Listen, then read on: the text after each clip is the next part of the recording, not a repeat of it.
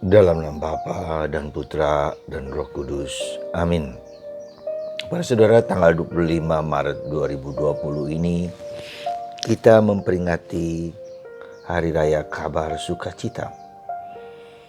Bebarengan itu kita juga memperingati Hari Raya Nyepi bagi orang Bali, untuk diam, untuk sujud, untuk bersimpuh kepada Tuhan dalam keheningan, dalam kesunyian, tidak bicara, dan banyak hal yang harus jadi tanda kita. Saat ini juga kita dalam konteks bahwa coronavirus sungguh mencekam dan menakutkan dan menimbulkan banyak korban di mana-mana. Ada foto, ada gambar di Itali, begitu banyak orang jatuh dalam kematian, bahkan peti-peti tidak didapatkan lagi. Maka mereka dengan begitu saja membakar mayat-mayat, jenazah-jenazah yang mati berjatuh-jatuhan. Saudara, dalam konteks coronavirus ini, apa yang bisa kita renungkan dan bisa kita refleksikan dalam hidup kita? Mungkin harus kita katakan bahwa ketika keadaan seperti ini, orang boleh mengatakan karena faktor A dan B dan C. Mungkin juga harus kita katakan adalah faktor kedosaan manusia seluruhnya, universal di mana-mana. Ada 189 negara yang sudah terpapar dengan itu semua. Artinya seluruh dunia, seluruh alam semesta ini ya, dihancurkan, dihukum dalam tanda petik, boleh katakanlah begitu, untuk berefleksi, untuk merenungkan hidup kita sendiri. Mungkin harus seperti itu.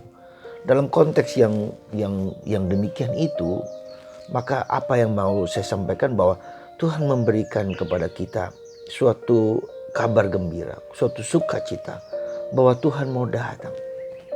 Tentu Tuhan sudah datang pada waktu yang dahulu, sekarang mau datang lagi dengan cara yang sangat katakanlah dramatis ya. Di mana Tuhan mau datang tidak lagi di gereja, tidak lagi di tempat-tempat rumah-rumah ibadat. Karena mungkin di sana orang datang hanya sekedar kewajiban, bukan karena sembahan, karena sujud, bahwa ibadat itu akan mengubah hidup kita. Bisa saja demikian, katakanlah demikian.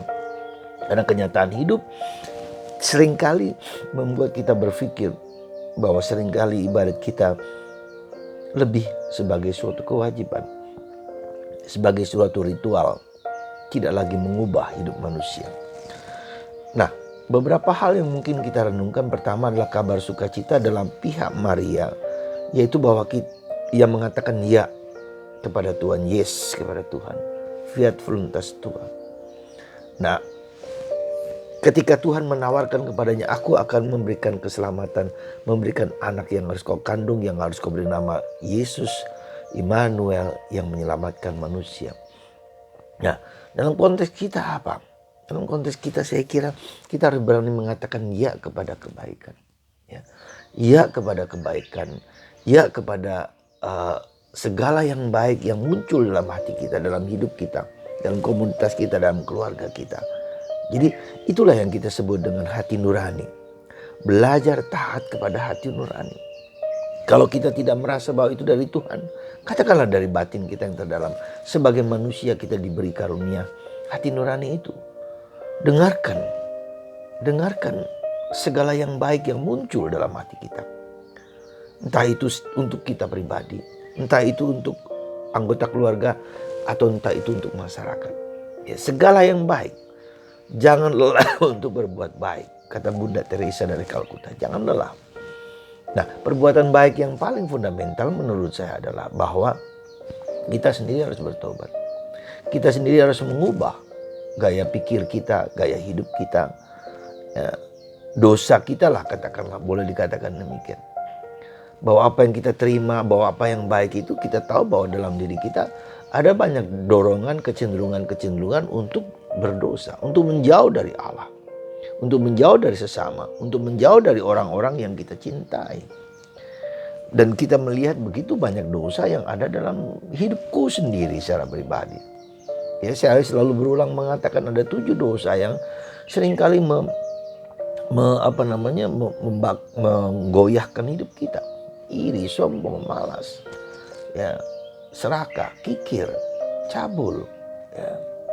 Dan dosa itulah yang kemudian memancarkan keluar dalam tindakan perbuatan kita keluar. Nah, ketika kita tidak mampu mengatasinya itu, mengolahnya, maka dibutuhkan keheningan, kesepian, kenyepian seperti yang dilakukan oleh saudara kita orang-orang Hindu di Bali. Ketika kita nyepi, ketika kita hening, ketika kita diam, reflektif, kita memaksa diri kita untuk kembali ke titik nol, katakanlah seperti itu. Kembali ke titik, ke fitrah kita, bagi orang Islam mengatakan. Kembali ke jati diri kita sebagai manusia. Karena itulah para saudaraku yang terkasih, saya tidak akan banyak berkhotbah, tetapi saya mau mengatakan, tidak mau banyak, mau mengatakan apa sekali. Mari kita bertobat. Mari kita duduk bersimpuh. Mari kita menyembah Tuhan. Mohon ampun atas segala dosaku pribadi. Dosa sesamaku, keluargaku, masyarakat, gereja, segala macam. Mungkinkah, katakanlah, kita boleh kasar, kenapa Italia yang menjadi banyak korban? Mungkin juga, mungkin, sekali lagi saya tidak berasumsi yang jelek, yang berzuzon, katakanlah. Ya, mungkin mereka beragama tetapi hanya sekedarnya hidup kita. Tidak cukup dengan mulut, dengan penghayatan. Anda dan saya juga bisa begitu. Bukan hanya Anda, saya pun juga bisa begitu. Maka mari kita datang kepada Tuhan pada saat-saat ini untuk bersimpuh, bersujud, dan mohon ampun. Yang kedua, mari kita mohon supaya darah Kristus, darah binatang-binatang tapi darah Kristus yang telah mengalahkan dosa, yang telah menyucikan batin kita. Semoga darah Kristus membersihkan dunia, dan dengan darah dan air sucinya, ya, virus itu disucikan, dibersihkan dalam tubuh kita, dalam raga kita, dalam seluruh hidup kita. Tuhan memberkati Anda. Semoga perayaan ini menguatkan kita semua untuk kembali dan menyucikan kita. Semoga darah kita semua disucikan, dibersihkan. Semoga air dalam tubuh kita yang 70% ada dibersihkan dan disucikan. Dan kita semua kembali kepada jati diri kita sebagai orang yang diselamatkan dengan dosa-dosa kita.